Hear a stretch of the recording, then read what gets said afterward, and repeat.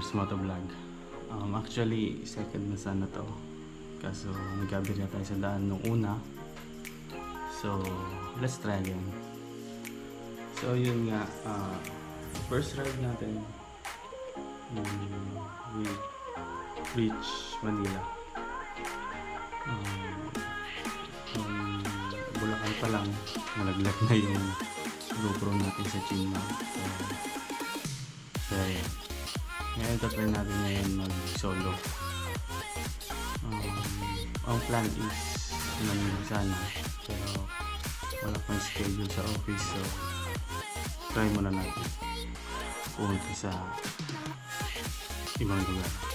Nga pala ang gagamitin natin is my favorite bagay sa lang naman.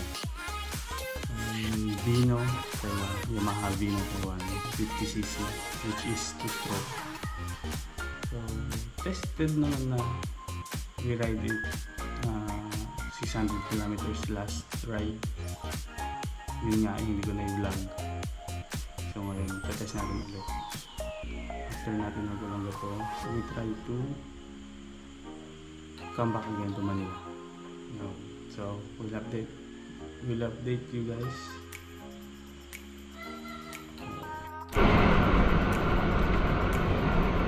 Yun nga, dito tayo sa Ordaneta bypass shortcut para hindi tayo dadaan ng bayan ng Ordaneta.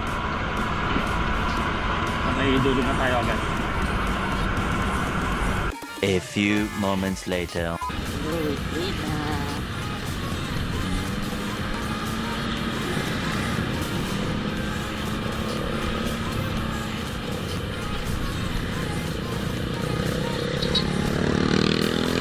Two hours later.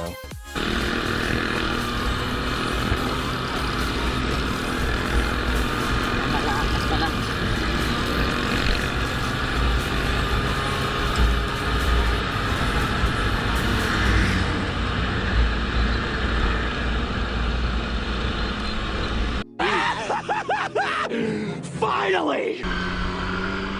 Yun no? Welcome to Olongapo. Walang checkpoint mga repa. Ayan. Mga nagtatanong dyan.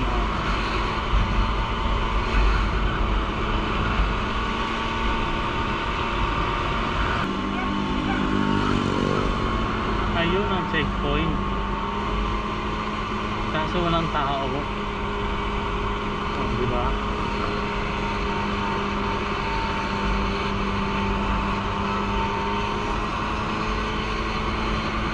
Ay, flip na. Flip.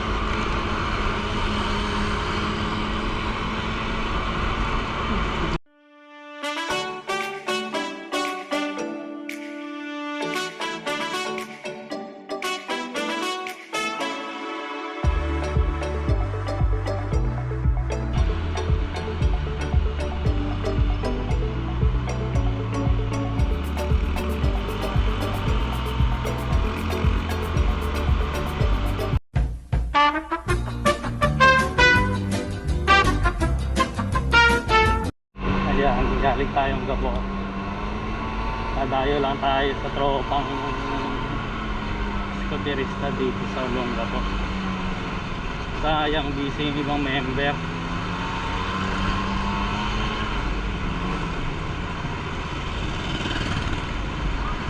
Malapit lang naman.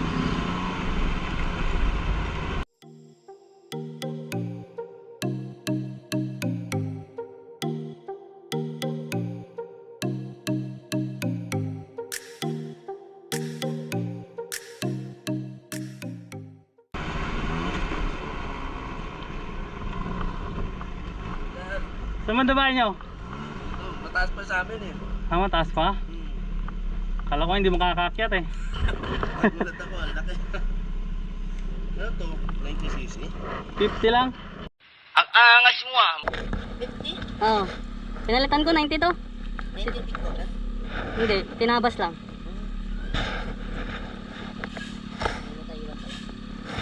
Layo ng road trip ko eh. Yung tank yung ano ba eh.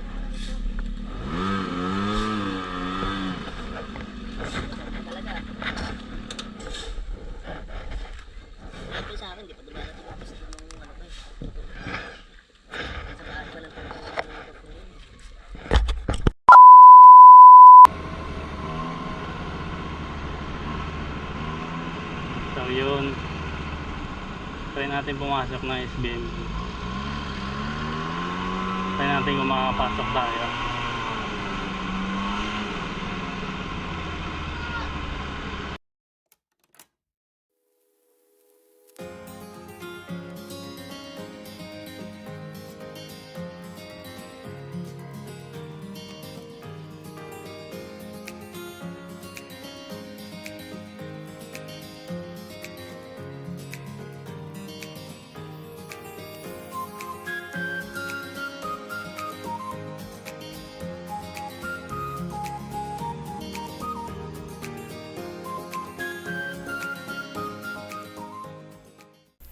So dito kaya tayo nagtanggal ng helmet kasi yun yung rules nila. Tatanggalin mo yung helmet mo, sabay titingin ka sa parang CCTV. Ganun.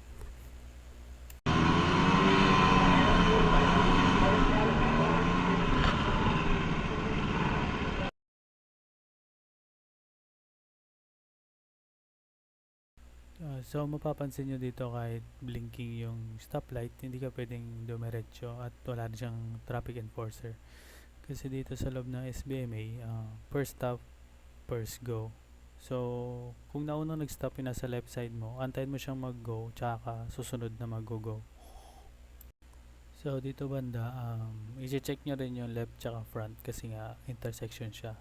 So kapag naunang nag-stop yung left tsaka yung nasa front mo or yung kasalubong mo, antay mo silang mag-go bago ka ulit mag-go. So isa ring ingatan nyo dito sa loob ng SBMA is itong parang main intersection stoplight nya, kasi censored siya. Kahit mahaba pa yung green light time, hindi ka pwedeng umabol. Kasi once na na-detect na walang kotse or motor sa stop line, yung white line, kahit green light, bigla siyang magre-red at mag-give way sa next stop light, whether yung kasalubong, right or left.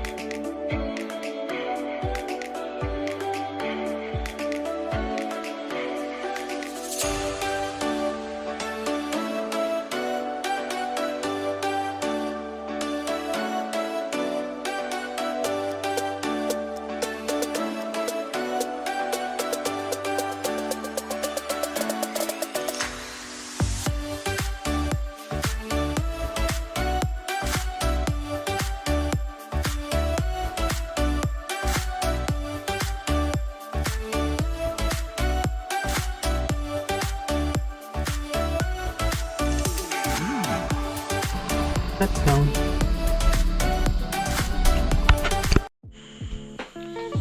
Ayan, so dito ko natatapusin yung video. Bitin talaga. Kasi medyo nagkagulo-gulo yung mga clip. Tapos may mga hindi ako nakuhanan. Kaya yun. Abangan nyo na lang sa mga susunod na vlog kung yung dahilan ba't ako pumasok na SBMA. So yun, hanggang dito na lang muna. So yun nga, salamat sa mga nanood ng part 1 ng vlog. Abangan nyo yung part 2. Part 2 is from Olongapo to Manila naman. Tapos pauwi ng Pangasinan. So yun lang, salamat ulit sa mga nanood, and abangan nyo yung part 2 nito vlog na to. Syempre may mga susunod pa, tatry natin ulit mas malayo, di ba?